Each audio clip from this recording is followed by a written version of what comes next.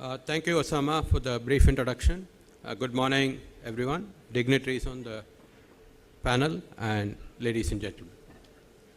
At the outset, I would like to thank Osama for inviting me here to share some perspectives. The Universal Service Obligation Fund. All of you may be wondering what it is all about. It is the obligation of the state to provide universal service. So it's, the name is a derivative of that particular function that it ought to deliver. And there is a fund which is administered, and the administrator functions to see that the administration of the fund is done in a manner to see that the objectives of spreading rural telephony or telecom and broadband is done through the mechanism of the fund. And the players therein are inevitably the telecom service providers, the Vodafone, the BSNL, and the like. Just like to take on from where Osama had mentioned about some statistical data about the number of SIMs and the number of telephone connections. I would think the National Telecom Policy of 2012 outlines what ought to be done. It says that we need to take mobile coverage all across the country and see to it that no part of the country is left untouched from mobile coverage.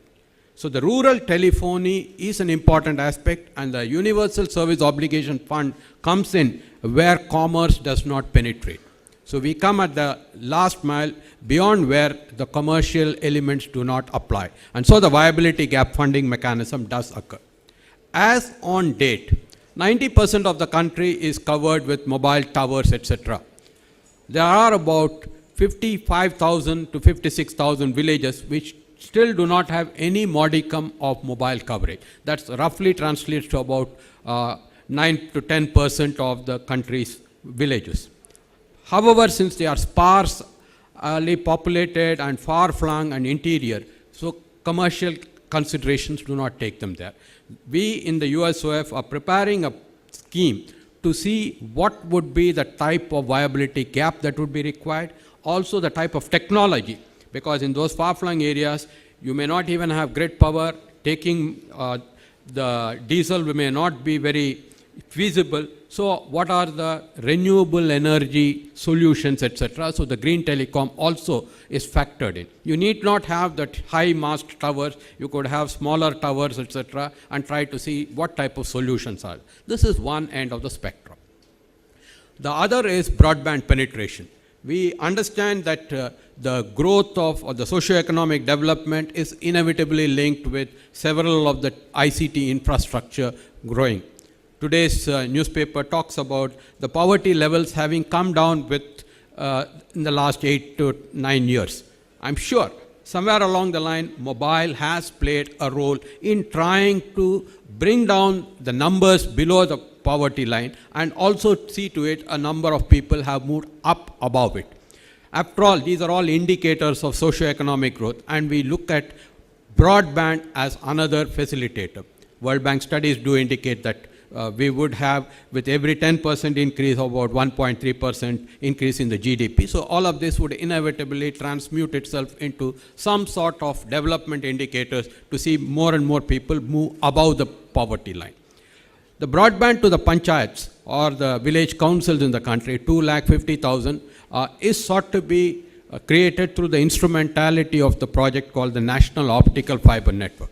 This network will play its role, playing both as a backhaul for the mobile coverage in the rural areas, as well as try to see that all the categories of e-services, which my dear friend Dr. Rajendra Kumar is handling from the government side, what is known as the e-governance project, would be facilitated.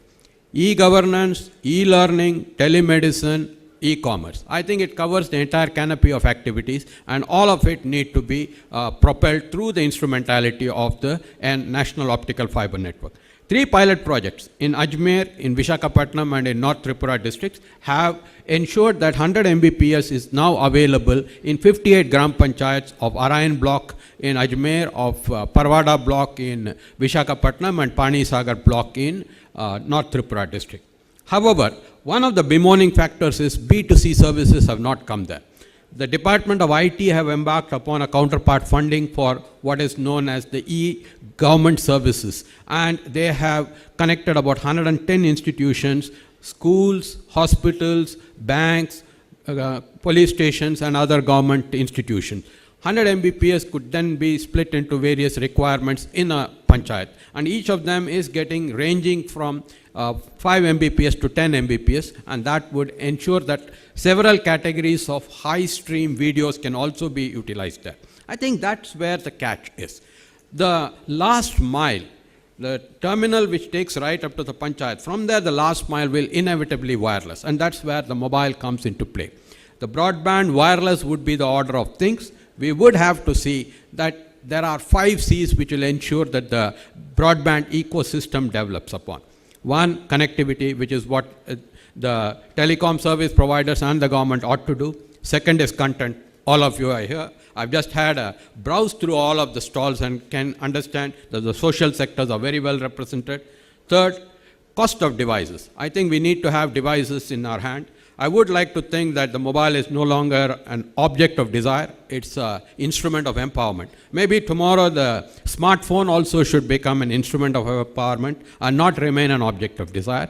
Can it come to 3,000-4,000 rupees? I think that's what we as consumers would look forward to. The competitive tariff.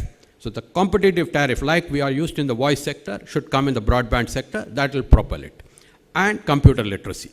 So I think computer literacy does not mean that we should know all the languages. It's a means of trying to access data. So let's make it as simple as possible so that we can even obliterate illiteracy through digital empowerment. So digital empowerment and computer literacy can be a means to obliterate illiteracy. Functional literacy is anyone who can use an instrument and stand on his own and can be independent. I think that's the way we need to look at it. Our old classical definitions of illiteracy need to be redefined, relooked, revisited.